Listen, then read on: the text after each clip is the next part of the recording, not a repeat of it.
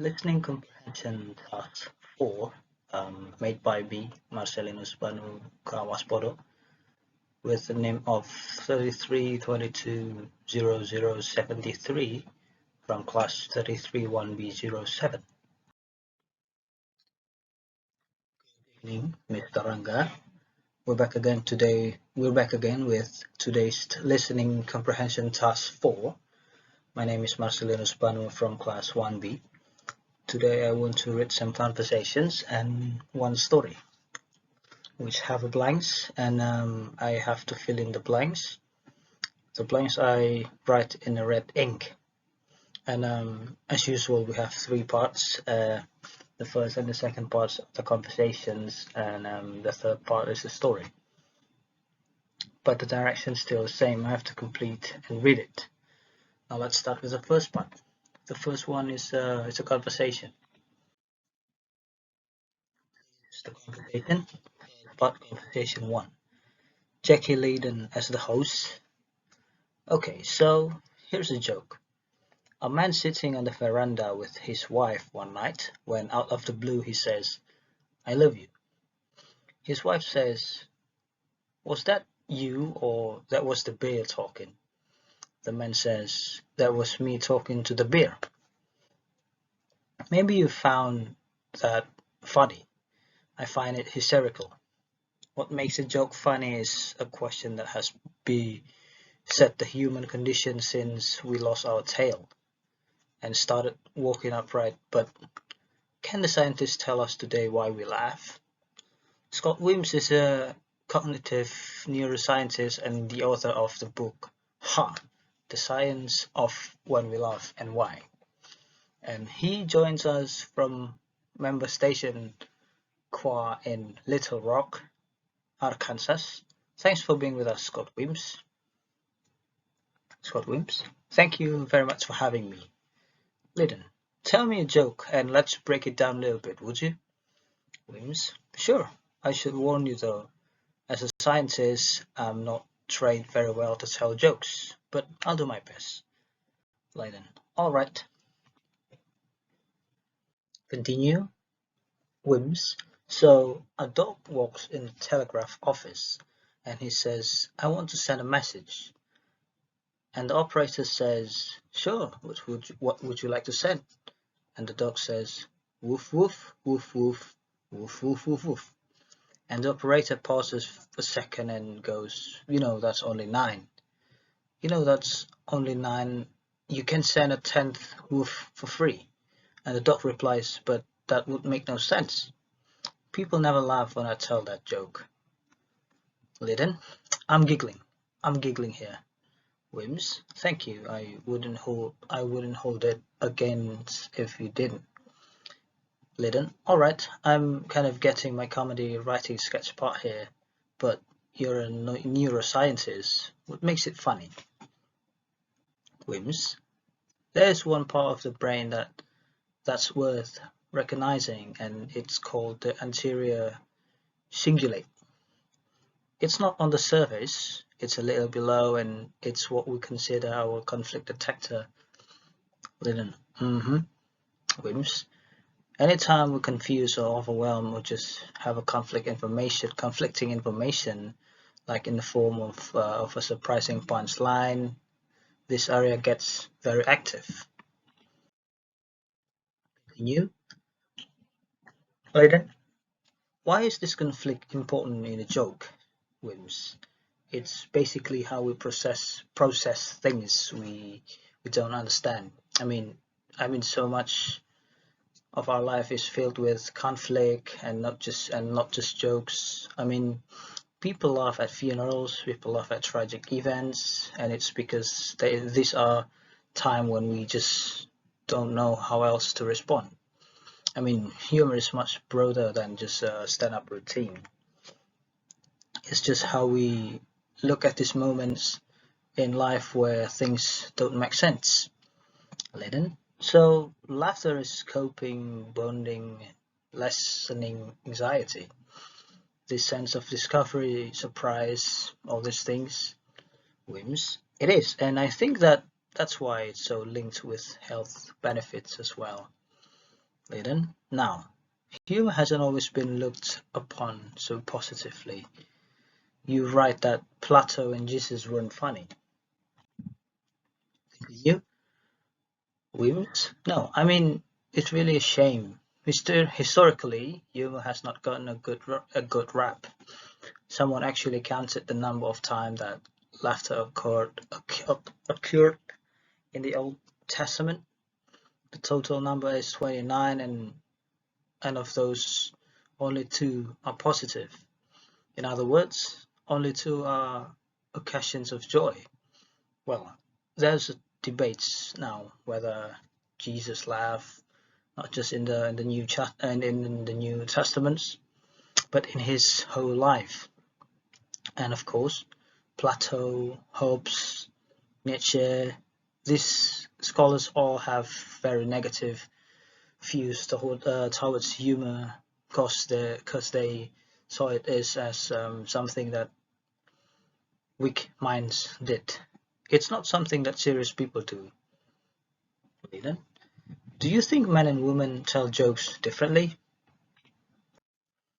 Continue. Wims, they do.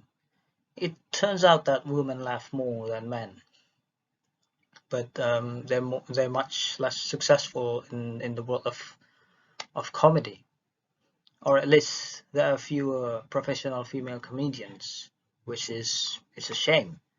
And people have wondered why is this, because it's certainly not that women have less or of a sense of humor, and one evolutionary theory that the men are raised and maybe even have enough evolutionary benefit to being the funny people in relationships. Women can make women laugh because it's a sign of genetic fitness.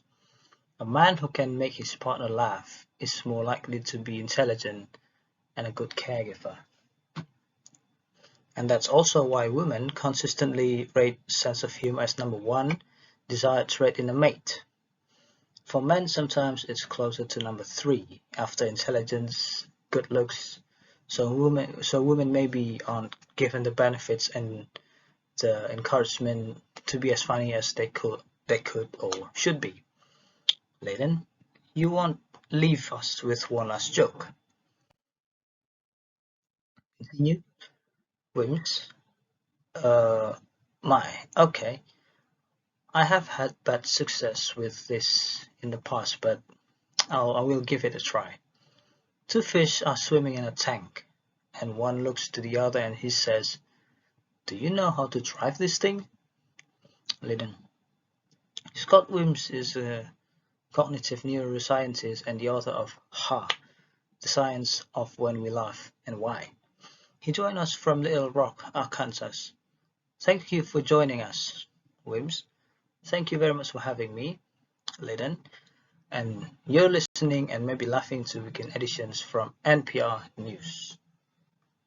Now let's continue to the second conversation. Now we are in the second part, conversation 2. Let's start. Daughter. Dad. Father. What? Daughter. The movie is over. You slept through the best part. Father. I must have dozed off during the last few minutes. Daughter. Right. You were gone for so long, but you should have brought it your pillow and blanket. So, what did you think about it? Father? Well, overall, I'm a little disappointed with the movie. I mean, the story was a little bizarre, you have to admit.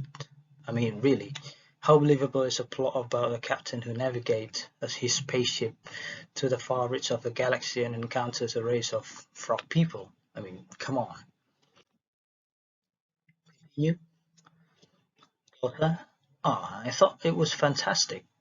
I mean, you have to admit that the special effects were awesome and the acting wasn't bad either. Father? Oh, come on. What about the ship's communication officer? I mean, what did you think about him? Wasn't he a little weird to you?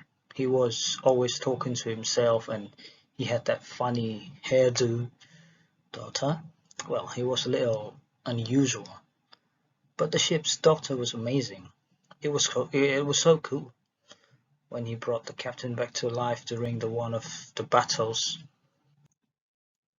You, father, it was pretty realistic, but then the rest of the movie just went from bad to worse, and the photography was so fake. Daughter, how do you know? You were snoring so loud. The neighbors probably had to close their window. It was that bad. Father, ah well, let's go to bed. That's all for the conversation part. Now let's continue to the last part. Now we are in the last part, the third part, the story. So it was a dreary night of November that I beheld the accomplishment of my toils. With an anxiety that almost amounted to agony, I collected the instruments of life around me, that I might infuse a spark of being into lifeless thing that lay at my feet. It was already 1 in the morning. The rain pattered dismally against the panes, and my candle was nearly burnt out, when, by the glimmer of the half-extinguished light, I saw the dull yellow eye of the creature open. It breathed hard, and a convulsive motion agitated its limbs. You? How can I describe my emotions at this catastrophe? Or how delineate the wretch whom with such infinite pains and care I had endeavoured to form? His limbs were in proportions, and I had selected his features as beautiful. Beautiful! Great God! His yellow skin scarcely covered the work of muscles and arteries beneath. His hair was a lustrous black and flowing, his teeth of a pearly whiteness, but this luxuriance only formed a more horrid contrast with his watery eyes, that seemed almost of the same colour as the dun white socket in which they were set, his shrivelled complexion and straight back lips. New, different accidents of life are not so changeable as this feeling of human nature. I had worked hard for nearly 2 years, for the sole purpose of infusing life into an inanimate body. For this I had deprived myself of rest and health. I had desired it with an ardour that far exceeded moderation, but now that I had finished, the beauty of the dream vanished, and breathless horror and disgust filled my heart. So that's all for today's thoughts. I hope you enjoyed it. Good evening and thank you very much.